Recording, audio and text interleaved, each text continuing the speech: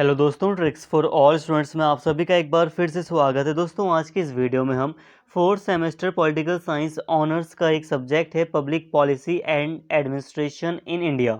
तो आज हम आपके इस सब्जेक्ट का 2023 का सिलेबस देखेंगे। देखिए दोस्तों, काफ़ी चीज़ें आपको समझाई जाएंगी। प्लीज़ वीडियो को पूरा देखना, इंपॉर्टेंट है, समझाया जाएगा यहाँ पर। आपको कई सारी बातें यहाँ पर समझाई जाएंगी। वीडियोज़ के रिगार्डिंग कई सारी बातें मैं आपको समझाऊँगा, तो प्लीज़ वीडियो को पूरा देखें ताकि सारी चीज़ें आप समझ सकें।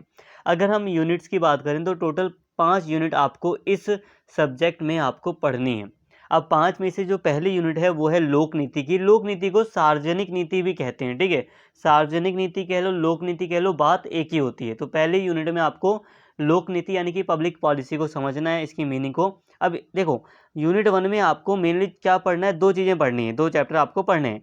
एक यूनिट 1 में आपको एक चैप्टर में पढ़ना है लोक नीति की क्या परिभाषाएं हैं, लोक नीति की क्या विशेषताएं होती हैं और इसके मॉडल्स कौन कौन से हैं। इसके साथ ही आपको यूनिट 1 में सेकंड चैप्टर पढ़ना है जिसमें आपको इसके साथ ही लोक नीति का क्या महत्व वगैरह है, वो सारी चीज़ें जो भी हैं आपको पढ़ना है। वो मैंने इस पे वीडियो बनाई है, वो सारी चीज़ें मैंने आपको वीडियोज़ में पढ़ाई हैं, ठीक है। आप पहले चैप्टर में आपको क्या पढ़ना है आप समझ गए। सेकंड चैप्टर की अगर हम बात करें तो सेकंड चैप्टर में आपको भारत में लोक नीति की प्रक्रिया को पढ़ना है। इसमें कई सारी बातें आपको करनी है, लेकिन मुख्य रूप से जो आपको चैप्टर 2 में आपको समझना है वो ये है कि भारत में किस तरह से पब्लिक पॉलिसी बनकर तैयार होती है। आखिर वो कौन सा प्रोसेस है, वो कौन सी प्रक्रिया है जिसके तहत लोक नीति तैयार होती है भारत में। तो ये आपको पढ़ना है, तो आप यूनिट 1 में ये सारी बातें करेंगे। अगर हम बात करें सेकंड यूनिट की, तो सेकंड यूनिट में आपको पढ़ना है विकेंद्रीकरण का क्या अर्थ होता है। इसमें भी आपको एक देखा जाए तो 2 चैप्टर पढ़ने हैं, जिसमें आपको पहले चैप्टर में विकेंद्रीकरण यानी कि डिसेंट्रलाइजेशन की मीनिंग को समझना है, इसके महत्व को समझना है और इसके अलग अलग जो अप्रोचेस हैं, दृष्टिकोण है, उसको समझना है। इसके साथ ही प्रकारों को समझना है। यूनिट बहुत ज़्यादा बड़ी है ये वाली, तो ध्यान से बात को समझिए। तो यहाँ पे एक चैप्टर में आपको इतनी सारी बातें करनी है। हो सकता है मैंने पार्ट्स में डिवाइड करके वीडियोस बनाई हैं, बट हाँ, विकेंद्रीकरण के ऊपर जितनी वीडियोस आपको मिल रही हैं सारी इंपॉर्टेंट है। सारा आपका सिलेबस ही कवर कर किया जा रहा है सभी वीडियोस के द्वारा। एक यहाँ पे सेकंड चैप्टर में आपको विकेंद्रीकरण के स्थानीय स्वशासन के बारे में पढ़ना है, लोकल गवर्नेंस के बारे में पढ़ना है। बहुत ही ज़्यादा इंपॉर्टेंट है ये। इसमें आपको ग्रामीण और शहरी जो स्थानीय सरकारें हैं उनके बारे में पढ़ना है। जैसे कि 73वां संवैधानिक संशोधन हुआ था, आप जानते हैं, और 74वां संवैधानिक संशोधन हुआ था, जिसके तहत भारत में स्थानीय स्वशासन की व्यवस्था की गई। गांव में और शहर में, जैसे कि शहर के लिए नगर पालिका की स्थापना की गई और गांव के लिए पंचायती राज वगैरह की स्थापना की गई थी। तो इसको आपको पढ़ना है। एग्जाम में डायरेक्ट क्वेश्चन आता है कि 73वें संवैधानिक संशोधन के तहत किस तरह स्थानीय स्वशासन की नींव रखी गई, स्वशासन स्थापित किया गया, जो भी चीज़ें थी आप उसको बताइए। तो आपको सारी बातें बतानी पड़ेंगी। इसके लिए जो भी वीडियोस आपको प्लेलिस्ट में मिल रही हैं वो सारी देखिए, आपका ये सेकंड यूनिट भी कवर हो जाएगा। तो यूनिट 1 और यूनिट 2 अगर आप प्लेलिस्ट फॉलो करेंगे तो आसानी से हो जाएंगी, कोई दिक्कत ही नहीं है। अब थर्ड यूनिट की बात करें तो थर्ड यूनिट में आपको काफ़ी कुछ समझना है, जैसे कि बजट की अवधारणा क्या होती है, क्या मीनिंग क्या है, इसका क्या महत्व है।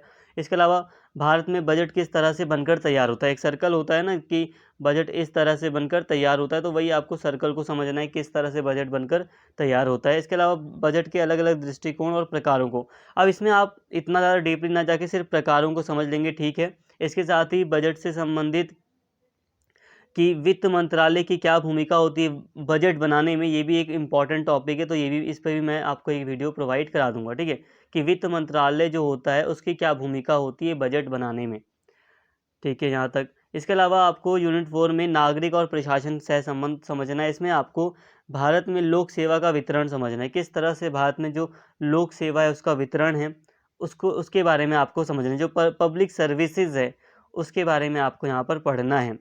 इसके अलावा लोक शिकायत निवारण, अब बहुत सारे सरकारी ऑफिस हैं जहाँ पर बहुत सारी कमियाँ हैं। अब जनता को शिकायत करनी पड़ती है कई बार, तो लोगों की शिकायत निवारण के लिए क्या क्या चीज़ें हैं, तो इसके बारे में आपको पढ़ना है। जैसे कि आरटीआई के बारे में आपको पढ़ना है, ठीक है, आरटीआई यानी कि राइट टू इन्फॉर्मेशन एक्ट के बारे में आपको पढ़ना है। लोकपाल के बारे में पढ़ना है, जो कि भ्रष्टाचार पर रोक लगाने का एक प्रमुख जरिया है। इसके अलावा नागरिक अधिकार पत्र, आपको सिटीजन राइट्स के बारे में पढ़ना है, ठीक है। जो सिटीजन चार्टर है, जो नागरिकों को कई सारे के अधिकार देता है अपनी जो भी जिस ऑफिस में वो जाते हैं काम करवाने सरकारी ऑफिस में, तो उससे संबंधित कई सारे नागरिकों के पास अधिकार होते हैं। इसके अलावा ई प्रशासन के बारे में, जो ई गवर्नेंस चल गया इंटरनेट के माध्यम से, जो गवर्नमेंट सरकार चलाई जा रही है, इसके बारे में, इन सभी चीज़ों के बारे में आपको यूनिट 4 के सेकंड चैप्टर में पढ़ना है। अगर हम बात करें यूनिट 5 की, तो यूनिट 5 में आपको सामाजिक कल्याण प्रशासन के बारे में पढ़ना है, एक वेलफेयर स्टेट के बारे में पढ़ना है, काफ़ी कुछ पढ़ना है इसमें, आप ध्यान दीजिए। इसमें आपको 2 चैप्टर पढ़ने हैं, जिसमें से चैप्टर 1 में आप मुख्य रूप से जानेंगे कि समाज, जो यहाँ पर जो समाज कल्याण की अवधारणा है, जो सोशल, जो समाज में जो कल्याण की अवधारणा है कि समाज की भलाई के लिए सरकार क्या-क्या करती है, ये जो मीनिंग है, इसकी मीनिंग को आप डायरेक्टली समझेंगे, ठीक है? वेलफेयर की क्या मीनिंग होती है, इसको समझेंगे, इसके दृष्टिकोणों को समझेंगे। इसके साथ ही जो सेकंड चैप्टर है इसका, ये ज़्यादा इम्पोर्टेंट हो जाता है, क्योंकि इसमें आपको सामाजिक कल्याण से संबंधित जो नीतियाँ हैं भारत में, उसको समझना है। जैसे कि सामाजिक कल्याण के लिए, लोगों की भलाई के लिए राइट टू एजुकेशन एक्ट लाया गया, इसके बारे में आपको डिटेल में पढ़ना है। हेल्थ मिशन, नेशनल लेवल पर हेल्थ मिशन किस तरह का रहा है भारत में, उसको आपको पढ़ना है। इसके अलावा फूड सिक्योरिटी के लिए, राइट टू फूड सिक्योरिटी के लिए क्या व्यवस्था की जा रही है, ये क्या है, इसके बारे में आपको पढ़ना। मनरेगा के बारे में आपको पढ़ना है। तो मुख्य रूप से ये 4 चीज़ें आपको स्पेशली पढ़नी है, ये यूनिट 5 में इम्पॉर्टेंट ज़्यादा होती हैं ये। मैं इन पे आपको वीडियोज़ प्रोवाइड करा दूँगा जल्द से जल्द। अभी प्लेलिस्ट में आई थिंक अवेलेबल नहीं होगी, लेकिन जल्द ही आपको इन पे वीडियोज़ मिल जाएँगी। देखिए 3, अगर आपने 4 में से 3 भी कर लिए तो बहुत इम्पॉर्टेंट है, आएगा ही आएगा। मनरेगा का नहीं भी किया तो कोई दिक्कत नहीं होगी। वैसे तो चारों ही इम्पॉर्टेंट है। अब यहाँ पे वीडियोज़ की एक बार बात कर लूँ तो देखो दोस्तों, आपको पूरी तरह वीडियोज़ को फॉलो करना है। प्लेलिस्ट में वीडियोज़ को अगर आप फॉलो करेंगे तो कोई दिक्कत ही नहीं आएगी आपके लिए। एक्चुअल में वीडियोज़ बिल्कुल आपके सिलेबस के अकॉर्डिंग बनाई गई हैं। यूनिट 1 के लिए मैंने काफ़ी डिटेल में वीडियो आप प्रोवाइड करा दी है। पहले मैंने शॉर्ट वीडियो बनाई थी, लेकिन इस बार आपको प्लेलिस्ट में आप देखेंगे आपको लॉन्ग वीडियो मिलेगी, जो कि आपके एग्ज़ाम के लिए बिल्कुल 100% आपकी सिलेबस के अकॉर्डिंग है, सारी चीज़ें उसमें शामिल की गई हैं। यूनिट 2 के बारे में मैंने विकेंद्रीकरण को लेकर काफ़ी कुछ पढ़ाया है, पंचायती राज वगैरह सब पढ़ाया है, वो सब का सब स्थानीय शासन में आता है, स्थानीय स्वशासन में आता है। इसके प्रकार विकेंद्रीकरण के मीनिंग वगैरह को भी काफ़ी कुछ बताया है मैंने इसमें आपको। तो आपको यूनिट 2 के लिए भी सारी वीडियोज़ मिल जाएँगी। यूनिट 1, यूनिट 2 और यूनिट 3। यूनिट 3 के लिए भी आपको सारी वीडियोज़ मिलेंगी, बस शर्त ये है कि बजट से संबंधित जो भी वीडियोज़ हैं, जितनी भी, आप सारी को देखिए। सारी वीडियोज़ मिलाकर आपका सब्जेक्ट, आपका यूनिट कवर करती हैं। तो आपको यूनिट 1, यूनिट 2 और यूनिट 3 के लिए सारी वीडियोज़ अवेलेबल हैं आपके लिए, और यूनिट 4 के लिए भी आपको सारी वीडियोज़ मिल जाएँगी। सबसे अच्छी बात ये है। हो सकता है नागरिक अधिकार पत्र के लिए अभी ना मिले, लेकिन मैं अपलोड कर दूँगा जल्द से जल्द। लेकिन हाँ, लगभग आप मान के चलिए कि यूनिट 4 के लिए भी आपके पास सारी वीडियोज़ हैं। यूनिट 5 के लिए भी सारी वीडियोज़ प्रोवाइड नहीं कराई मैंने, लेकिन फिर भी आपको जल्द ही इस पर भी वीडियोज़ मिल जाएँगी।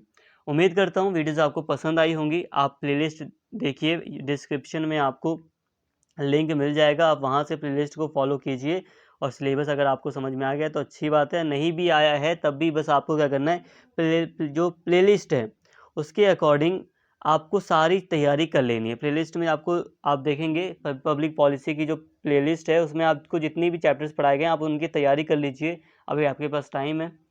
तो उम्मीद करता हूँ वीडियो आपको पसंद आई होगी। अगर वीडियो अच्छी लगी हो तो प्लीज़ चैनल को सब्सक्राइब कर लें, वीडियो को लाइक करें, शेयर करें और कमेंट करके अपना फीडबैक ज़रूर दें। Thank you.